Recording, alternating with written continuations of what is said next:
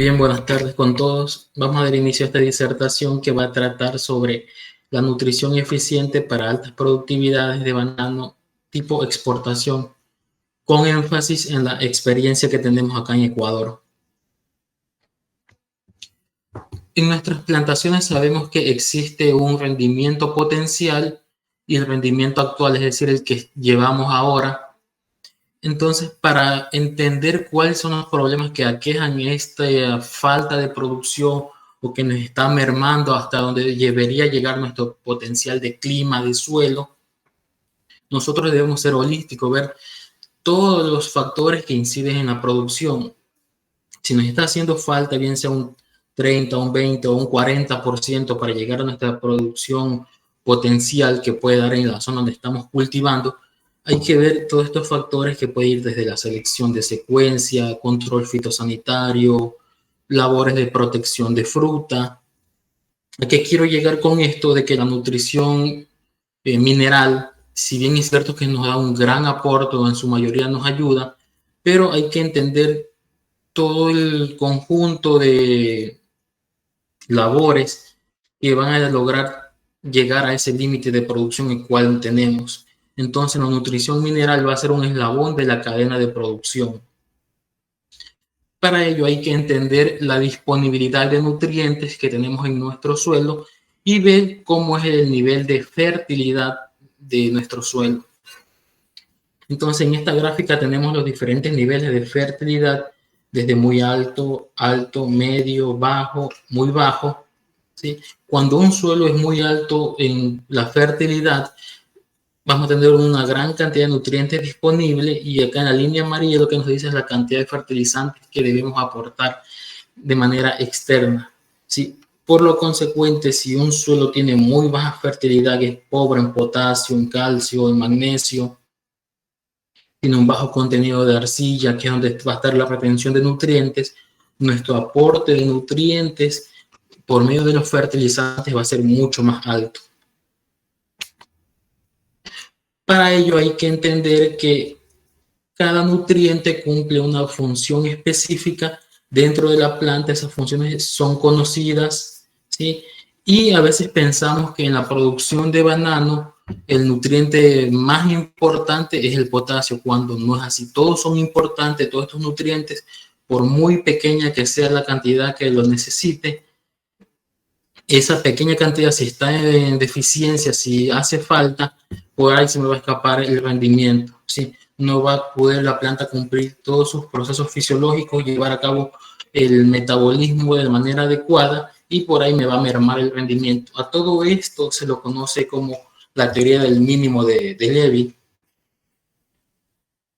¿De dónde salió esta teoría del mínimo basada en los criterios de los nutrientes esenciales? Para nosotros producir banano, sabemos que tenemos que aportar todos estos nutrientes de aquí: nitrógeno, fósforo, potasio, calcio, magnesio, azufre, microelementos, incluso hasta el cloro es requerido también en unas dosis bajas, mínimas. Lo importante es saber tener la planta en equilibrio electroquímico. Y la planta por lo general está compuesto de un 90, un 95% de agua, ese 5% viene a ser la materia seca. De ese 5 a 10%, el 90% lo ocupa de tres elementos, que es el carbono, el oxígeno y el hidrógeno. Y obviamente para que haya producción tiene que haber energía lumínica para que la planta la pueda transformar en energía química.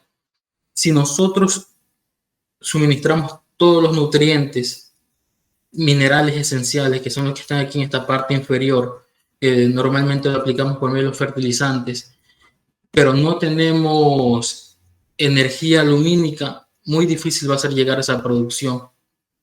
Y eso está comprobadísimo, está visto que comienza a bajar el ritmo de emisión foliar, comienza a bajar la fotosíntesis, la actividad de la planta. Este carbono, oxígeno, hidrógeno ya me lo da la naturaleza ya. El agua, la lluvia me va a aportar el hidrógeno, el oxígeno, el CO2 ya me aporta carbono y oxígeno y el resto ya nosotros tenemos que poner. Pero ¿cómo sabemos cuáles de los nutrientes son esenciales? Para eso hay una teoría un poquito antigua, pero muy válida, que es los criterios de esencialidad de Arnón, ¿sí? Donde dice que en ausencia del elemento no es posible un desarrollo normal. ¿Qué quiere decir eso? Si le llegas a faltar un nutriente en absoluto a esa planta, no va a cumplir todo su ciclo, su crecimiento se va a deprimir, tanto desde la parte radical, incluso la parte aérea, y los frutos van a ser muy pobres. Segundo criterio, en ausencia del elemento se presentan síntomas de deficiencia que solo pueden ser solventados por el elemento en cuestión. ¿Qué quiere decir esto de aquí?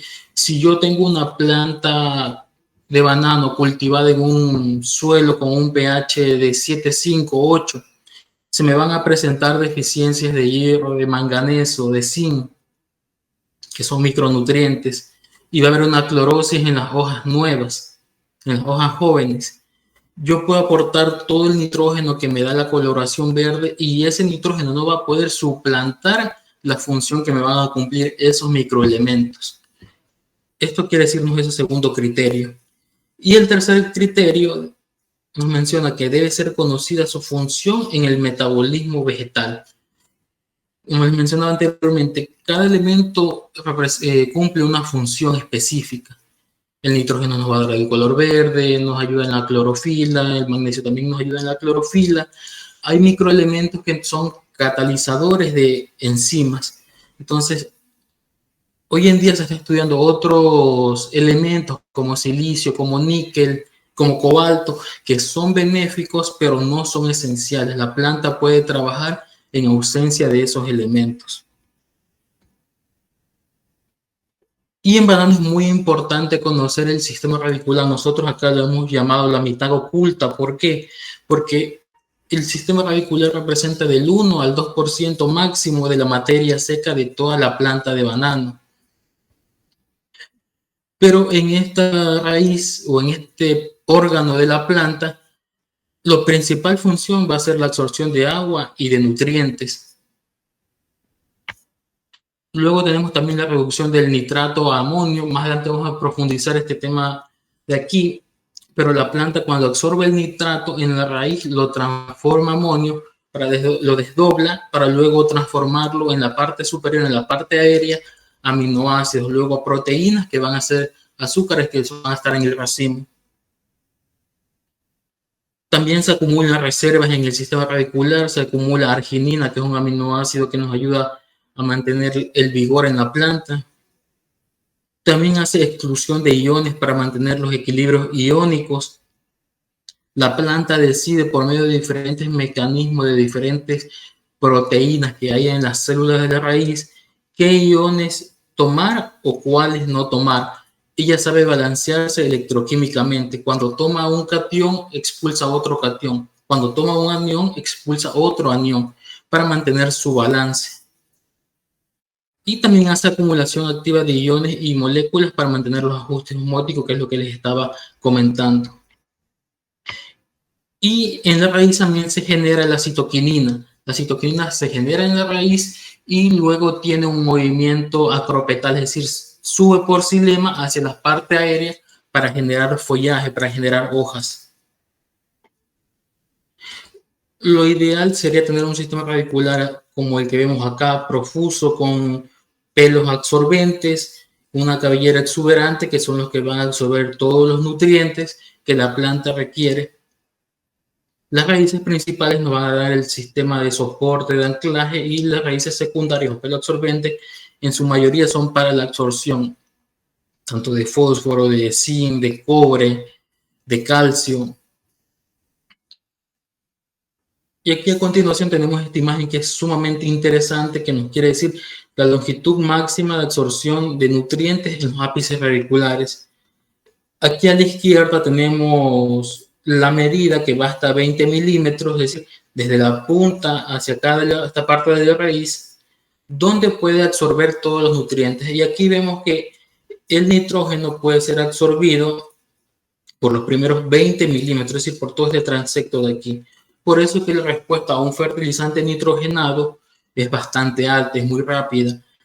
Sí, pero no así con un fertilizante de calcio, de fósforo, por ejemplo, donde el calcio puede ser absorbido por los primeros 4 milímetros medidos desde el ápice, Es decir, de aquí por todo este transecto va a poder tomar el calcio. Por eso que a veces nos cuesta subir los niveles de calcio de manera foliar en la planta, porque si yo no tengo raíces secundarias, no tengo mayores puntos de contacto en el suelo que proliferen en el suelo, se me va a dificultar mucho esa absorción de calcio. Y por consecuente lo mismo pasa con el fósforo. Nos dice que por los primeros 2 milímetros va a absorber la planta. ¿Sí? Entonces, en esta punta es por donde va a absorber el fósforo. Más que todo porque el fósforo es un elemento inmóvil en el suelo. Ahora pasamos a ver todos los minerales que son esenciales en la nutrición del banano. Comenzamos con el nitrógeno y vemos que es parte esencial de las proteínas, ¿sí? Comprende un 80% de estos compuestos, es parte esencial de los ácidos nucleicos, es parte de la clorofila, promueve el color verde, promueve el crecimiento. Sabemos que el nitrógeno da la coloración verde y el nitrógeno se logra traducir en calidad de planta, en fuste, en vigor, en emisión foliar, en número de manos por racimo, y cuando no hacemos un manejo adecuado también nos puede incidir en la susceptibilidad de plagas. Bien, aquí tenemos un análisis de suelo de una finca bananera. ¿Sí? Podemos notar que es un suelo que nos indica que es muy fértil, tiene una gran disponibilidad de todos los nutrientes, ¿sí? Todo nos indica que está alto y vemos que solo el nitrógeno, que es el amonio, está bajo. Esto se da porque el nitrógeno es un gas en su manera natural, ocupa el 78% de la atmósfera y como tal debe estar en la atmósfera. Es muy difícil que lo podamos encontrar en el suelo. También vemos un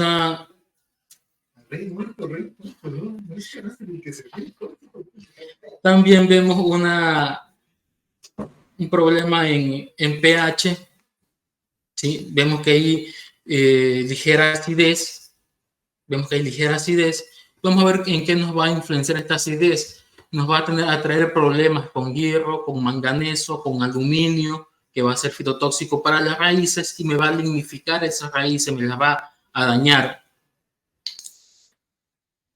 Entonces, además de este aluminio, el problema va a ser el hierro, que se va a formar compuestos insolubles con el fósforo, va a formar fosfato de hierro, fosfato de aluminio y va a dificultar la absorción de fósforo, por mucho que tengamos un suelo rico en fósforo con unas altas cantidades. Y eso lo corrobora el análisis de hoja de esta misma finca, donde vemos que era un suelo muy fértil, pero hay una planta mal nutrida por un mal manejo de las condiciones químicas y físicas del suelo. Sí, vemos la mayoría de los elementos en deficiencia y por consiguiente el nitrógeno también en deficiencia. Y no es que nosotros seamos malos en el manejo del nitrógeno, este elemento es muy difícil de manejar, ¿sí? Porque hay una serie de procesos bioquímicos, microbiológicos que se dan en el suelo que dificultan mucho su manejo y puede haber muchas pérdidas por lixiviación, por volatilización, lo que hace que haya unas grandes deficiencias en nuestra plantación. Pero bien, veamos cómo está este nitrógeno en el suelo. Puede estar en tres formas: en forma amídica o la forma ureica, como se la conoce normalmente, que es fácilmente lavable y muy volátil. Las plantas pueden absorberlo, no todas, pero en muy, muy pequeñas cantidades. Puede estar en la forma amoniacal, sí, que es muy difícil que sea lavar, ya que tiene carga positiva, el suelo tiene carga negativa y queda adherido al coloide del suelo. Y el nitrato, que representa el 90% de la forma del nitrógeno que está ahí, ¿sí? Y es fácilmente lavable, es 1000 veces más lavable que el mismo amonio. En su mayoría las plantas, y más que todo la de banano, lo absorben en estas dos formas, como amonio y como nitrato, ¿sí? Para incorporarlas a su metabolismo. Pero del suelo también la materia orgánica nos aporta nitrógeno. de todo este nitrógeno que va a estar un 95% en forma orgánica, la planta no lo puede tomar, tiene que desdoblarse, tiene que pasar a una forma inorgánica, ¿sí? De donde este 5% de nitrógeno inorgánico, el 95% es forma nítrica y un 5% es forma amoniacal.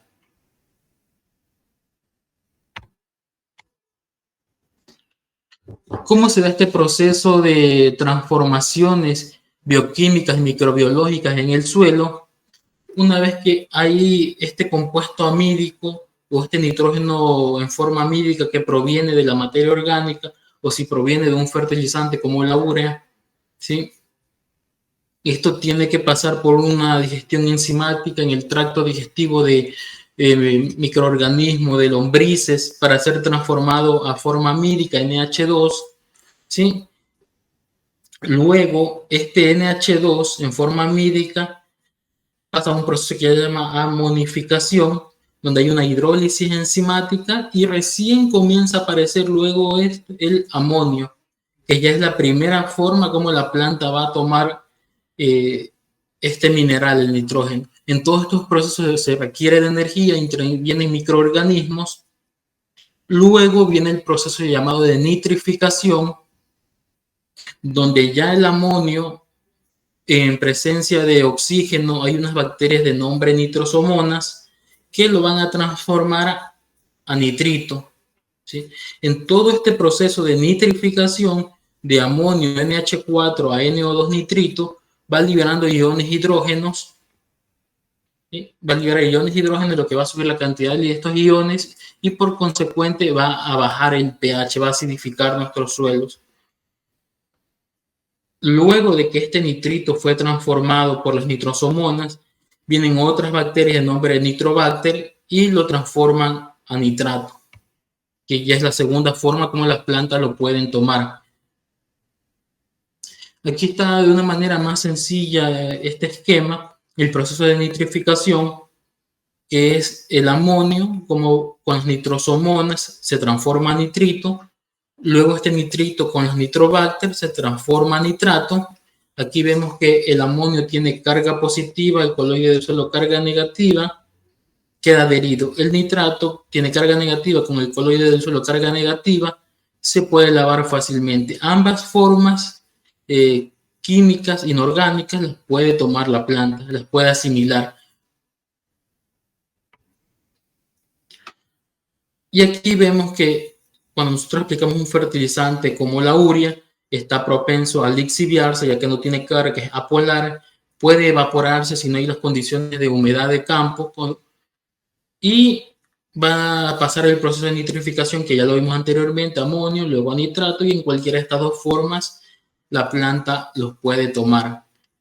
Y esta eficiencia va a variar de un 30 a un 70%. Va a depender de las condiciones de humedad, de temperatura, de precipitación a los que se encuentre sometida la plantación.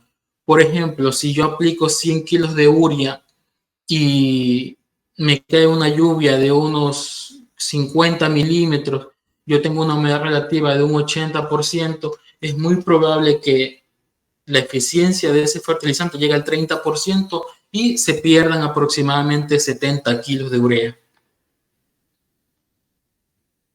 Aquí tenemos las diferentes fuentes de fertilizantes nitrogenados, ¿sí? Y además vemos en esta tabla cómo es su reacción de nitrificación y su índice de acidez. ¿Qué quiere decir este índice de acidez?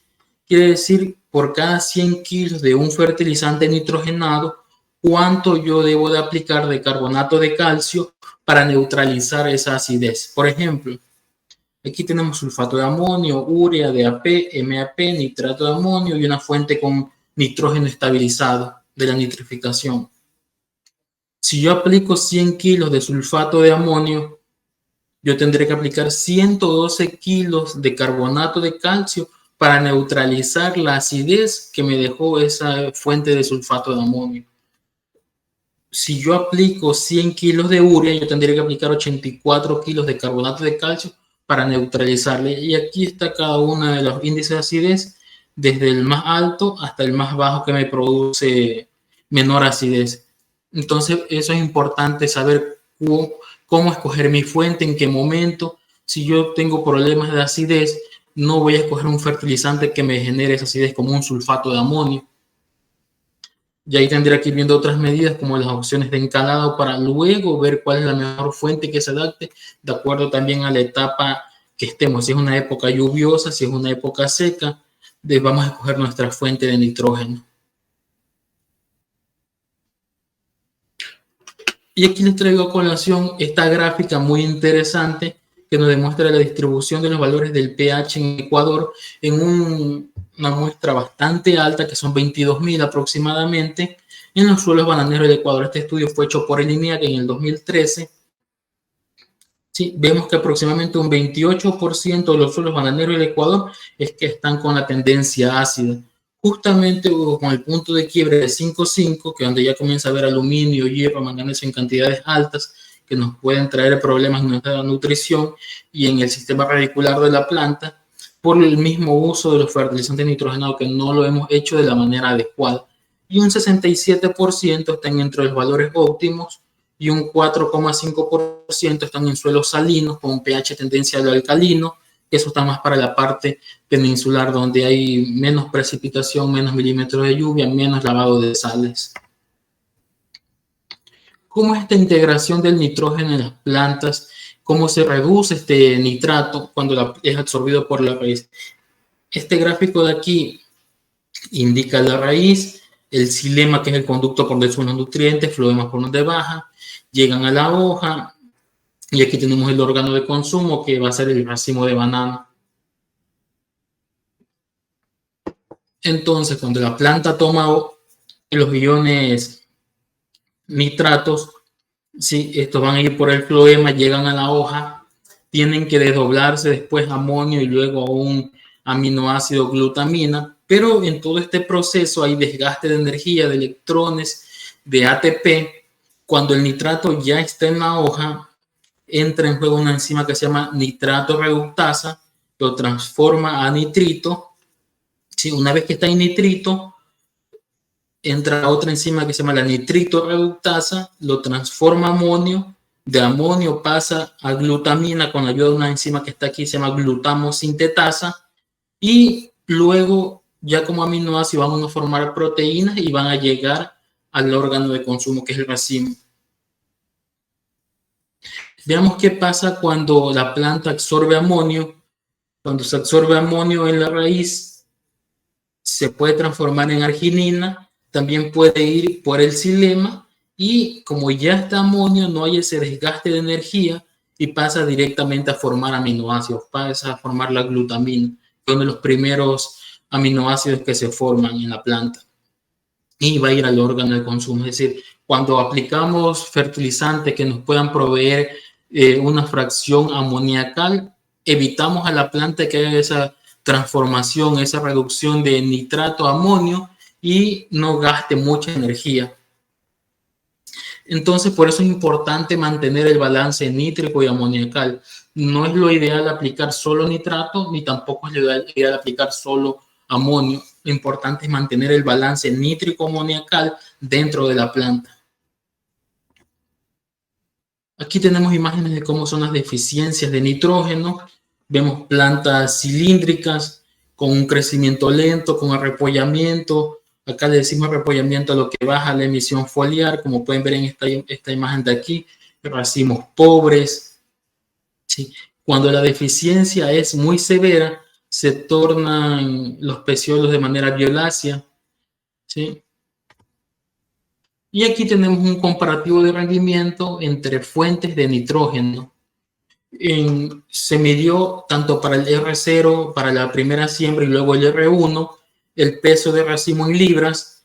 Se utilizó una fuente de nitrógeno con inhibidor de la nitrificación y otra fuente como el nitrato de amonio. En el R0 hubo una diferencia significativa, aproximadamente de 9 libras, a diferencia a favor para el inhibidor de la nitrificación, y en el R1 aproximadamente 13 libras hubo de incremento. Entonces aquí se confirma la teoría de la reducción del nitrato de amonio, donde hay el desgaste de energía, no hacemos gastar a la planta energía y mejoramos la nutrición de nuestra plantación.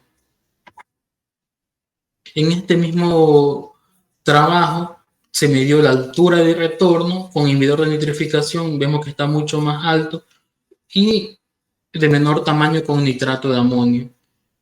Algo importante también de medir es las semanas de floración, es decir, desde que yo coseché mi R0 hasta que el R1 volvió a tener su racimo, a emitir su bellota o la inflorescencia. Con el inhibidor de nitrificación tomó 12 semanas, mientras que con el nitrato de amonio tomó 16 semanas.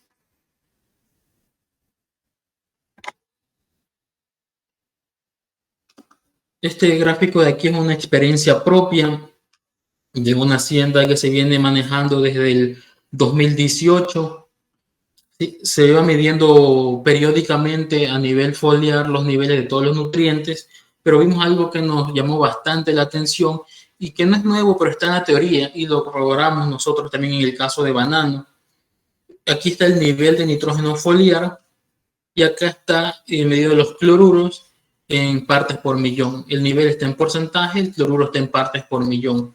Y nos dimos cuenta que cuando el nitrógeno está mucho más alto, se mantiene la tendencia, el cloro está más bajo.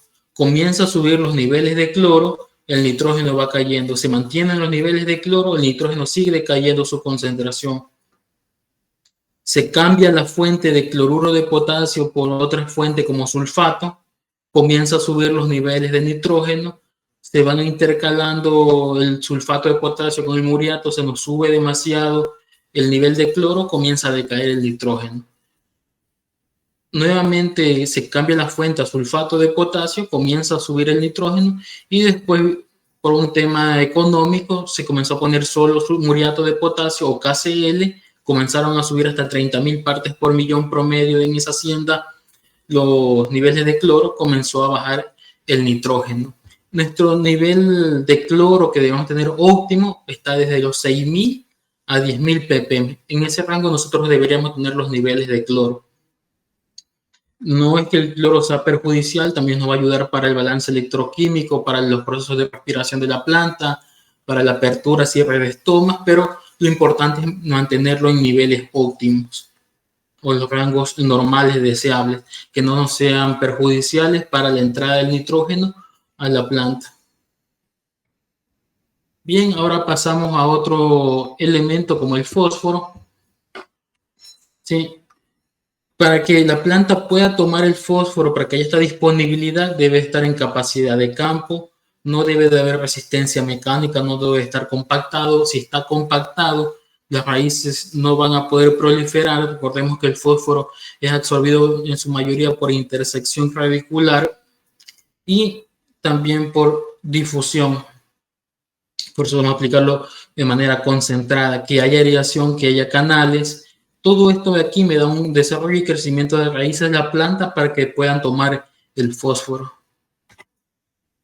De esto es lo que les mencionaba, debe haber canales, debe haber aireación, hacer la labor del trinchado, ya sea de manera mecánica o manual, con los Hércules, para que las raíces puedan colonizar, puedan profundizar, explorar, tener mayor puntos de contacto y por ende haya una mejor nutrición.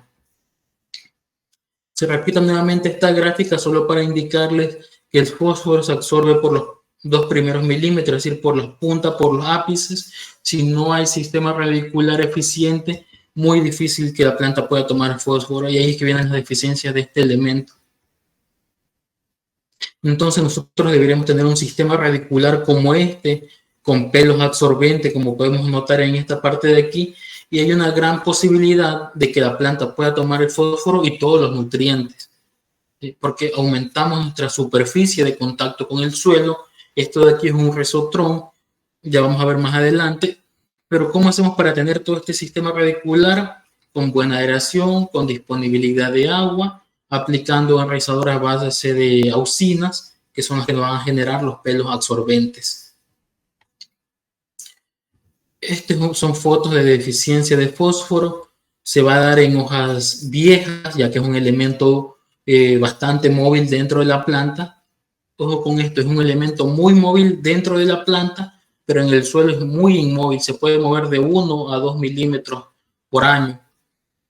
Esta deficiencia de fósforo se podría confundir con una deficiencia de magnesio, que también se da en hojas viejas, porque también el magnesio es móvil dentro de la planta, pero hay que tener en cuenta que cuando es fósforo, la planta va a estar con un crecimiento muy lento, la emisión foliar lenta, las hojas nuevas van a estar más pequeñas que las anteriores. Eso es síntoma de que le falta fósforo, de que le falta energía a la planta. Y aquí está el mesotrón que le mencionaba, que es una técnica que utilizamos nosotros para ir viendo cómo va el sistema radicular y acorde a eso, nosotros poder hacer las aplicaciones de fósforo para hacer el buen uso del recurso, de la inversión. Entonces, cuando tenemos un sistema radicular con este, hacemos las aplicaciones de fósforo. Si yo no tengo un sistema radicular como esto, muy difícil que vaya a tomar el fósforo la planta. Y aquí vemos el efecto de los distintos nutrientes sobre el desarrollo de las raíces. ¿Por qué pongo esta gráfica de aquí? Tenemos la costumbre de pensar de que el fósforo es muy realizador, cuando por lo general es que tenemos un efecto de quimiotropismo, es decir, las raíces van a buscar el lugar donde va a estar el fósforo, pero el fósforo per se como tal no es el que me va a generar raíces. Para yo tener raíces en abundancia, sanas, de calidad, que me tomen nutrientes, yo debería tener una solución nutritiva completa, es decir, una nutrición balanceada con todos los minerales, que no me haga falta ninguno de ellos. Aquí podemos ir viendo cuando se le quita algún mineral como calcio, magnesio, hierro, fósforo, son raíces pequeñas. ¿Sí? Cuando se le quita algún aminoácido como la glicina, vemos que no hay un crecimiento. Cuando falta potasio, tengo raíces largas, pero no tengo pelos absorbentes. En resumen, lo que me va a dar un sistema radicular eficiente va a ser la nutrición balanceada.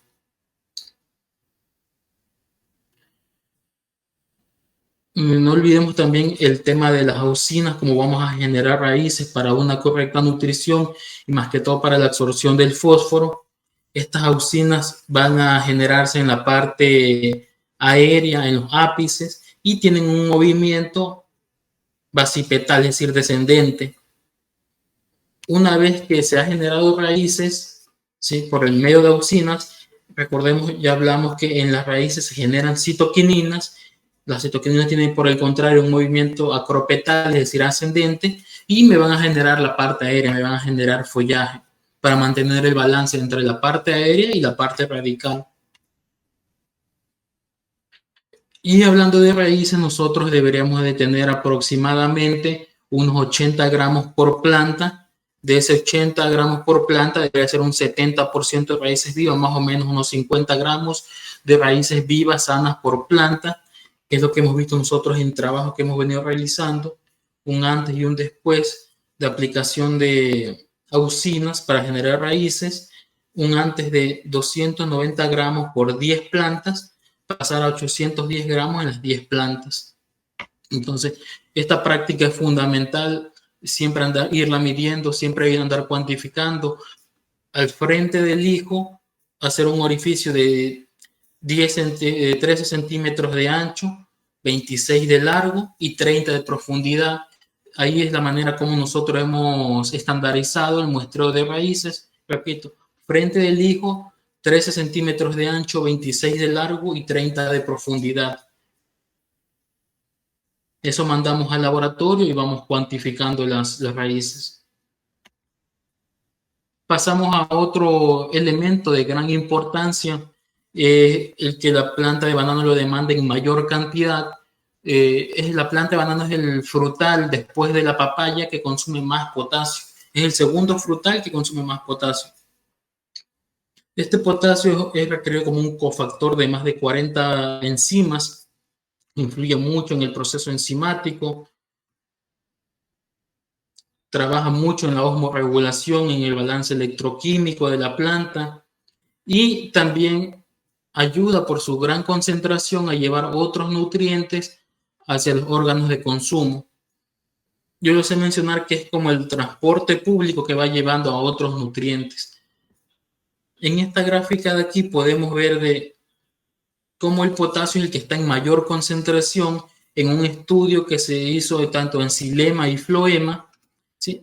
Se analizó todos los minerales, también se analizó los aminoácidos. Los aminoácidos obviamente son los que están en mayor concentración. Luego de los aminoácidos sigue el potasio.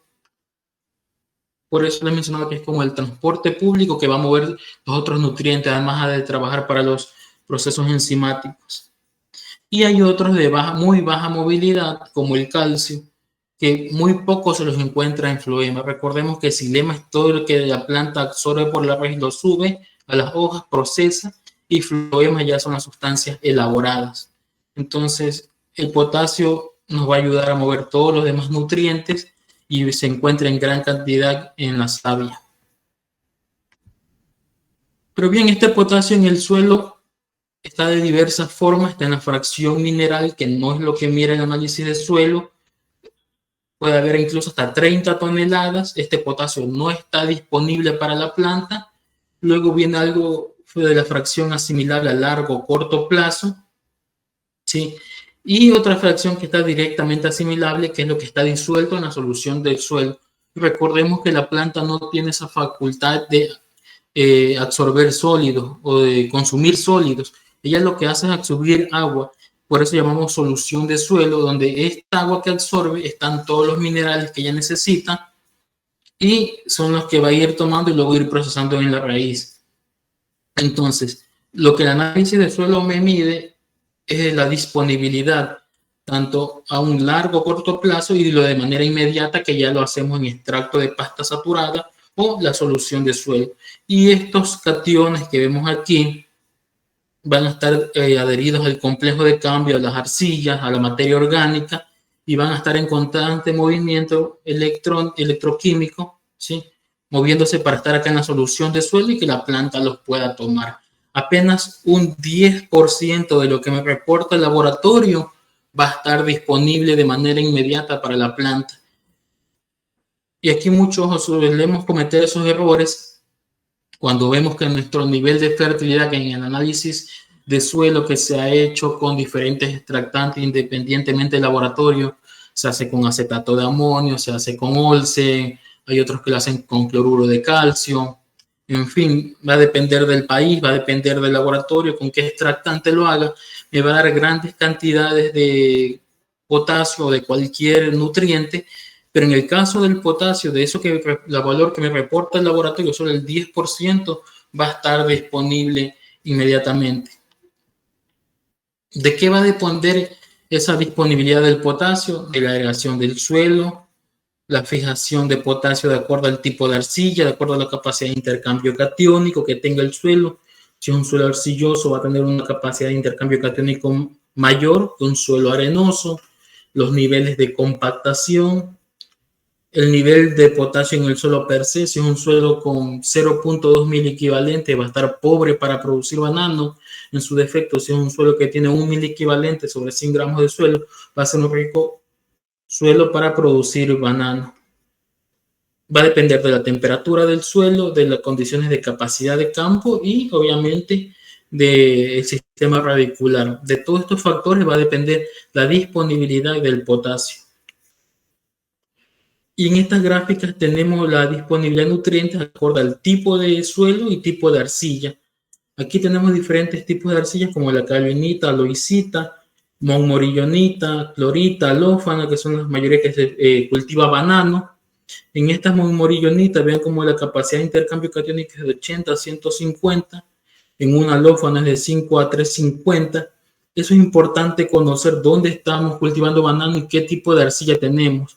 Por ejemplo, si yo tengo un suelo con montmorillonita que tienen una alta capacidad de intercambio catiónico y tienen bastantes ángulos de contacto, la superficie específica es muy alta, yo voy a tener que poner mucho potasio para saturar esa arcilla de potasio y que me quede una parte circundando en la solución de suelo para que la planta lo pueda tomar. Si yo tengo una clorita, la cantidad de aportar potasio va a ser mucho menor, porque esa arcilla no tiene la gran capacidad de retener en comparación a una montmorillonita. Y con el tipo de suelo también vemos en esta gráfica Como la capacidad de intercambio catiónico va a ser mayor en un suelo arcilloso que en un arenoso, el poder buffer, es decir, la resistencia al cambio de pH, va a ser mucho más alto en un suelo arcilloso que en un suelo arenoso. Se va a requerir dosis más altas de encalado, de una enmienda, bien sea un carbonato de calcio, una cal dolomita, en un suelo arcilloso que en un suelo arenoso. La capacidad de retener nutrientes va a ser mucho más alta en un suelo arcilloso y en un suelo arenoso va a ser menor. El riesgo de lavado va a ser bajo en un suelo arcilloso, en un suelo arenoso muy alto. Por ende, nuestra frecuencia de fertilización va a ser mayor en un suelo arenoso. Yo debo de fraccionar la fertilización cada 2, cada 3 semanas en un suelo arenoso para evitar las pérdidas por lixiviación. Y obviamente un suelo arcilloso es mucho más fértil que un suelo arenoso. Estas son fotos de deficiencia de potasio. Vemos cómo se necrosa el ápice. El potasio es un elemento bastante móvil dentro de la planta. Se va a ver en hojas viejas y se va tornando una coloración naranja hacia la parte interior. Esta gráfica de aquí es la superficie de suelo, cómo puede ser absorbida los diferentes cationes. Vemos que el potasio puede ser bastante absorbido, tiene mucha más afinidad al suelo en comparación a un sodio. Puse esta gráfica porque me he encontrado con fincas, con haciendas que tienen el problema de sodio, no lo suelen lavar y en ocasiones estos valores que reporta el laboratorio están similares los de sodio con el potasio y hay una competencia directa que va a haber entre estos cationes. Y este sodio, además de la competencia que va a crear con potasio, me va a dar problemas en mi estructura de suelo, me la va a dañar, me va a traer problemas con la conductividad hidráulica, es decir, con el riego, no va a permitir que haya una percolación, que el agua infiltre, sino va a haber una escorrentía. Ahí hay que tener mucho cuidado también con el sodio en las fincas. Hay que hacer el lavado de ese sodio. Por eso yo voy a requerir enmiendas, voy a requerir sistemas de drenaje o canales para poder lavar este sodio. Pasamos al calcio, que es otro elemento muy importante en la producción de banano. Es un elemento estructural necesario para la división celular y también influye en la actividad respiratoria y en la producción de etileno. Y en la vida post cosecha influye muchísimo, ya vamos a ver unos trabajos más adelante, cómo nos ayuda a mantener fruta de calidad. Esta es una deficiencia de calcio. Al ser un elemento inmóvil o muy poco móvil, se va a ver su deficiencia en hojas nuevas, en los ápices meristemáticos. Sí, esta es una deficiencia muy, muy severa, probablemente se corruga. Y acá vemos en una planta mucho más joven cómo se ve todas estas corrugaciones como espina de pescado. ¿Cómo influye este calcio en la calidad de la fruta? Si nosotros tenemos una deficiencia de calcio, se produce el problema de la mancha de madurez, ¿sí? Donde ya esta fruta no es exportable. Y aquí hay un estudio interesante que se hizo en Australia, cómo el calcio incidía en la calidad, expresivamente en lo que llamamos como explosivo y como cuello roto. Entonces, se le suministró a las plantas calcio y se la sometió a déficit de agua y aporte de agua normal. Entonces, vemos como en la parte externa, en los lados, en la parte interna de la cáscara de la fruta, donde había el aporte de agua, había mayor cantidad de calcio. Eso quiere decir que el calcio se mueve por el flujo transpiratorio. ¿Sí? Lo mismo pasaba con la parte de los lados, con la parte interna. Entonces, la concentración de calcio en la piel deshidratada o en la materia seca de la fruta influyó muchísimo en la calidad. Es por eso que nosotros en los aportes de calcio debemos de ser bastante asiduos y hacerlos de manera un poco antes de que lleguen las etapas de bajas temperaturas, para que la planta, cuando hay transpiración, cuando está activo su metabolismo, lo pueda tomar y no esperar que lleguen las bajas temperaturas y hacer los aportes de calcio, que nos va a mermar la producción y nos va a aumentar la merma. Pero bien, sabemos que la planta de banano está conformada por un pseudotallo. cada hoja se va formando y va dando lugar a una de estos pseudos aquí. ¿Y por qué pongo esto de aquí? Porque he visto hay muchos criterios comerciales diciendo que el calcio aplicado de manera foliar me va a llegar al racimo, cuando eso prácticamente es muy difícil, por no decirlo imposible. El calcio tiene un movimiento vía cropetal, es decir, sube por xilema y va directamente al racimo. Si yo lo aplico en la hoja, esto tiene que bajar y para luego subir, es muy difícil que pase eso con el calcio, porque el calcio se mueve directamente en esta dirección, en un movimiento ascendente, directamente desde la absorción de raíz hacia el racimo. El calcio no se va a mover de estas hojas donde se ha aplicado de manera foliar, no se va a mover acá al cormo y luego subir. Es muy complicado eso de ahí.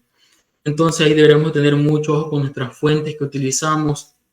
Deben ser fuentes solubles, como un nitrato de calcio, si yo lo quiero hacer de manera rápida. Si lo voy a hacer de manera preventiva, quiero también arreglar mi problema de bases de cambio, va a poner de pronto un sulfato de calcio y ese 10% aproximadamente del sulfato de calcio que yo aplique va a estar disponible para la planta, va a ser asimilable para un corto plazo.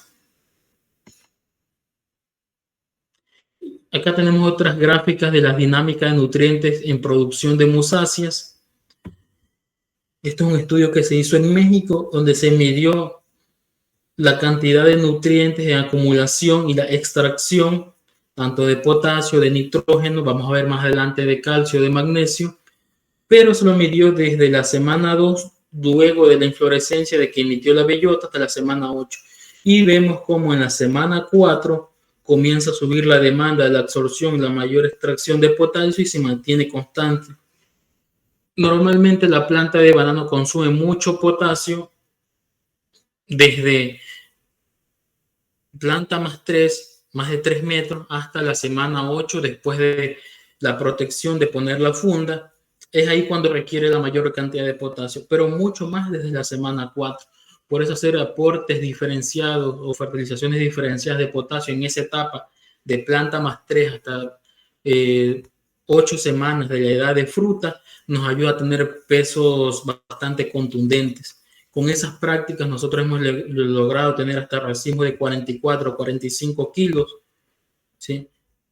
Lo mismo pasa con el nitrógeno, pero en menor proporción. Lo requiere desde la semana 2 a la 4, luego va bajando. Recordemos que desde que emite la bellota, de la semana 0 hasta la 4, se da el proceso de división celular en el racimo. De la semana 4 a la 6 se da el proceso de elongación celular. Y aquí es aquí donde demanda la mayor cantidad de nitrógeno. Habíamos hablado que el nitrógeno se traduce en la formación de materia seca, de biomasa, ¿sí? En la calidad de la fruta, en la cantidad de manos, y luego va decayendo.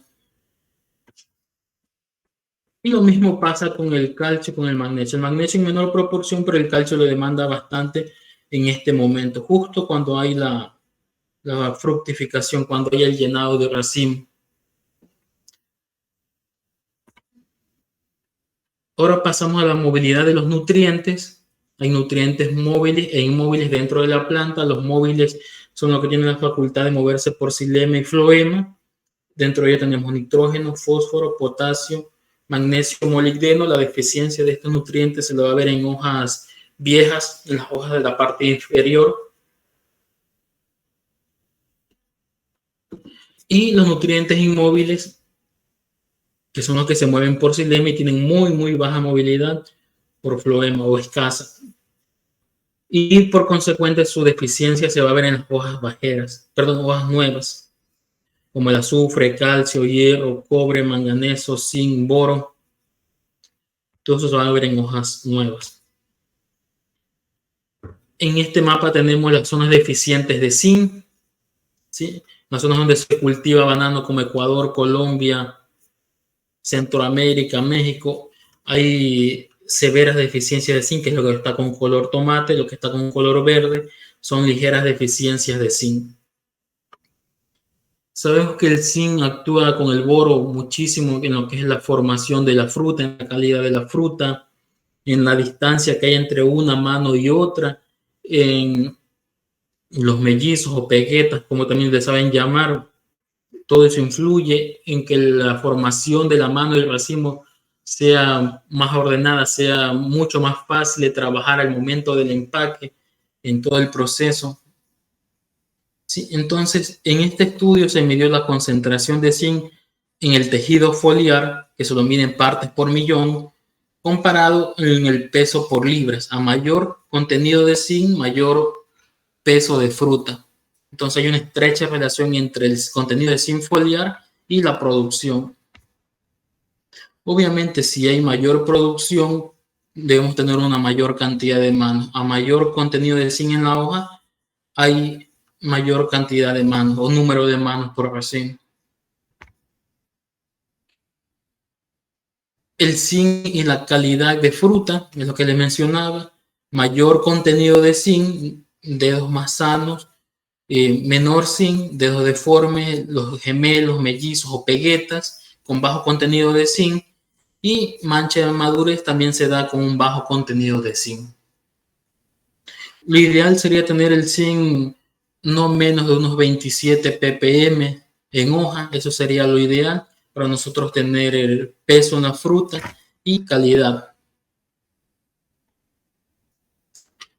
Aquí hay un estudio muy interesante que hizo el doctor Ismail Kadmak en el 2014 en plantas deficientes de zinc. Las sometió a diferentes intensidades lumínicas y cuando hay deficiencia de zinc podemos ver que hay una clorosis. Esto se da mucho también en la parte de México, en la parte de Colima.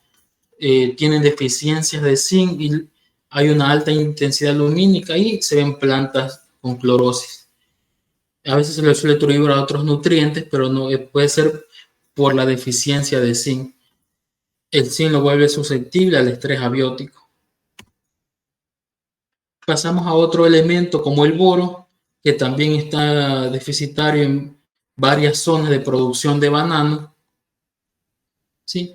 Y en este estudio se vio como al poner 5.6 kilogramos de boro versus un control total donde no se puso boro, incrementó el peso del racimo un 2.5 kilos aproximadamente y mejoró la calidad también de fruta. Este es un estudio de la respuesta del cultivo a la aplicación de micronutrientes, un control donde se fue poniendo así, va incrementando el número de manos por racimo, todos los micronutrientes aumentaron, pero cuando hay la aplicación o la sinergia de todos estos micronutrientes que son cofactores enzimáticos como la superóxido dismutasa y otras enzimas, ¿sí? Entonces nos ayuda a tener mayor cantidad de manos, un promedio de 12.5 manos versus el control que tenía 10.5 manos. Entonces ahí radica la importancia de la aplicación de micronutrientes. El mismo estudio también se midió, más allá del número de manos, se midió el peso del racimo. Todos los micronutrientes, unos más que otros, ayudaron en el peso del racimo, pero el conjunto, la aplicación de todos estos micronutrientes, veamos cómo incrementó la producción, cómo incrementó el peso del racimo.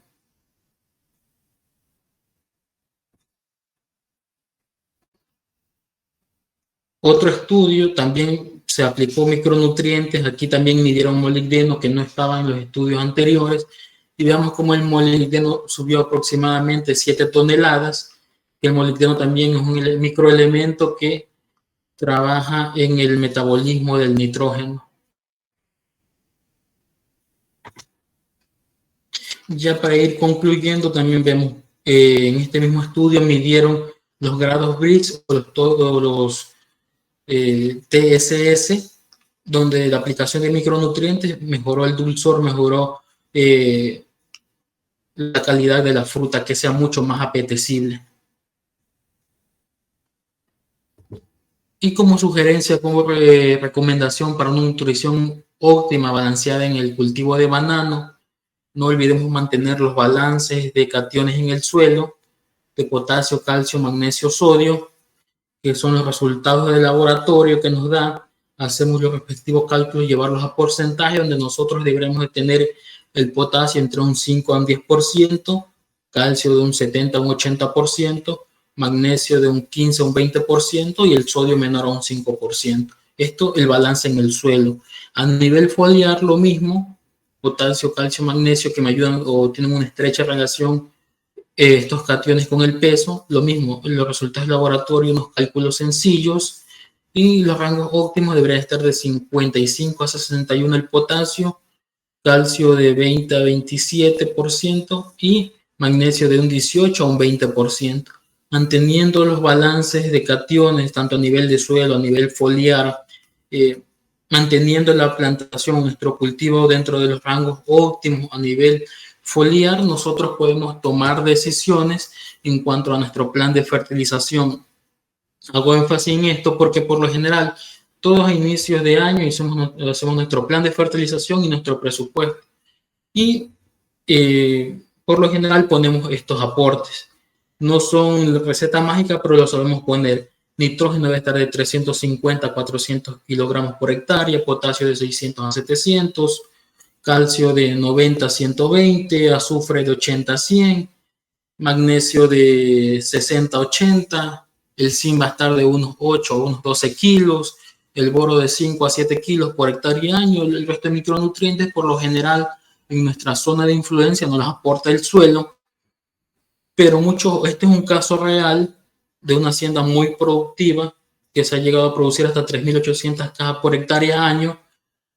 Teniendo toda esta información, haciendo análisis de hoja, de tejido, de solución de suelo, cada 3 meses periódicamente, se puede tomar mejores decisiones en cuanto al aporte de nutrientes y se puede ir haciendo ajustes en la fertilización en nuestros planes. En este caso, nosotros aportamos 392 kilogramos de nitrógeno por hectárea, 248, apenas 248 kilogramos de potasio, porque es un suelo bastante fértil, tenía cerca de un mil equivalente por 100 gramos de suelo de potasio, un suelo con mucho calcio, pero con arcilla y que muy difícil nos llegaba a los niveles óptimos.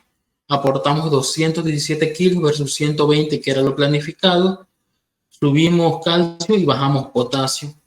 Azufre pusimos menos de lo planificado, 88 kilos. Magnesio pusimos mucho menos del planificado, 56 kilos. Pero toda esta información se la puede tomar basada en análisis de suelo, análisis de raíces, análisis de agua, de tejidos y manteniendo todo esto en balances. Es la manera como podemos optimizar nuestro presupuesto, hacer aportes mucho más oportunos y viendo con esta información lo que la planta realmente esté demandando, esté necesitando.